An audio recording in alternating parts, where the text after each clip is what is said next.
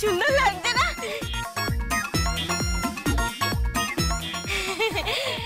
খুব মানিয়েছে রে। আমি পারবো না, আমাকে ছেড়ে দাও। আমি পারবো না। আমি কোনোদিন নাটক করিনি, যাত্রা করিনি, কিচ্ছু করিনি। আমার ছেড়ে দাও, হাঁটু কাঁপছে। এবারের মতো আমাদের উদ্ধার করে দে। আমি সারা জীবন তোর কাছে ঋণী থাকবো। তুই যা বলবি আমি সব শুনবো, বিশ্বাস কর। এরকম করিস না, সব টিকিট বিক্রি হয়ে গেছে, বিশ্বাস কর। 10 টাকা, 20 টাকা, 5 টাকা সব টিকিট বিক্রি হয়ে গেছে। এখন যদি না করিস না, তাহলে আমাদের সমস্ত গ্রামের লোক একেবারে আরং ধোলাই দেবে। আমি জানি না, আমি পারবো না। আমাকে ছেড়ে দাও।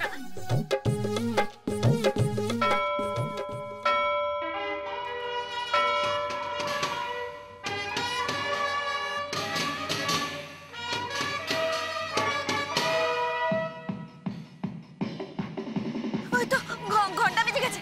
আমি জানি বাজে ডাক্তার, তুই পারবি, তুই ফাটিয়ে দিবি জমের ভূমিকা। তুই পারবি। ও নাড়ু কাকু, তুমি না ভালো করে পাঠটা বলে দিও, কেমন? ঠিক আছে। আরে বাবা, আজকের অভিজ্ঞতা 20 বছরের অভিজ্ঞতা।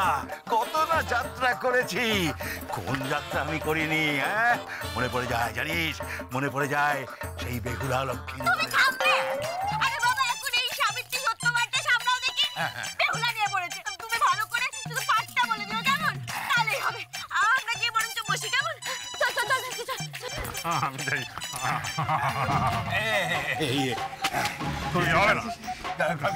ঘাবড়িও না, আমি আছি। কোনো চিন্তা নেই। ধরো। এই তো প্রথম দৃশ্য।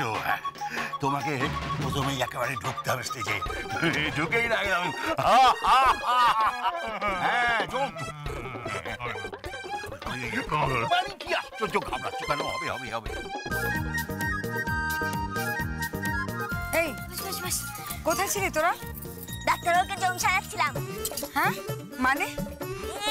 আমাদের জম তো পাল্টে খেয়ে গেছে, তাই জন্য ডাক্তারবাবুকে জম সাজিয়ে দিয়েছি। কিরে তোরা কি? হ্যাঁ, তোর বরকে তুই জম বানালি? তো কি করবো? হ্যাঁ, কত মানুষের কত প্রতিভা। তুমি মাঝখানে কথা বলো না তো।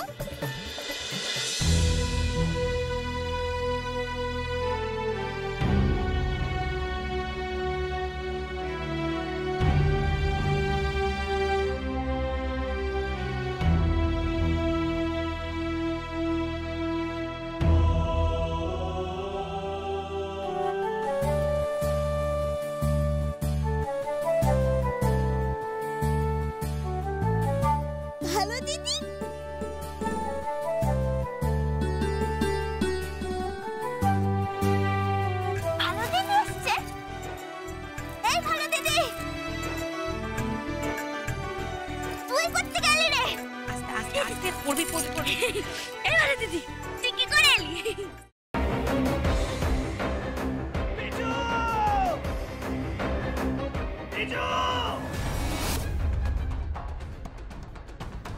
কি করে করতে পারলে তুই? ও তোর বৌদি হয়, তুই আমার ভাই হোস।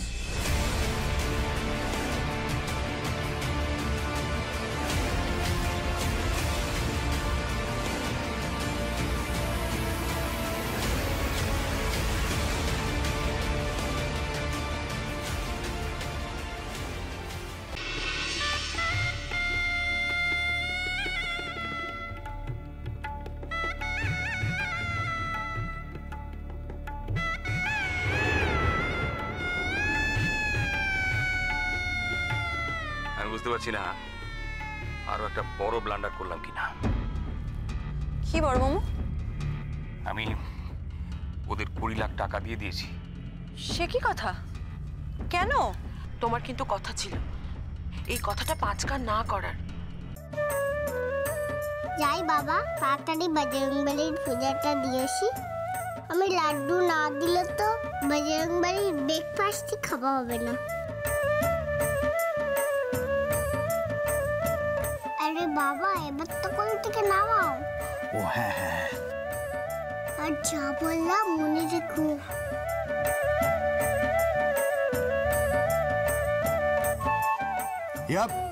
ইয়া সাবধানে সাবধানে দেখে। আমরা চেষ্টা করছি যাতে ওকে যত তাড়াতাড়ি সম্ভব। জোর দিয়ে বলতে পারেন কি ওকে জীবিত অবস্থায় পাওয়া যাবে?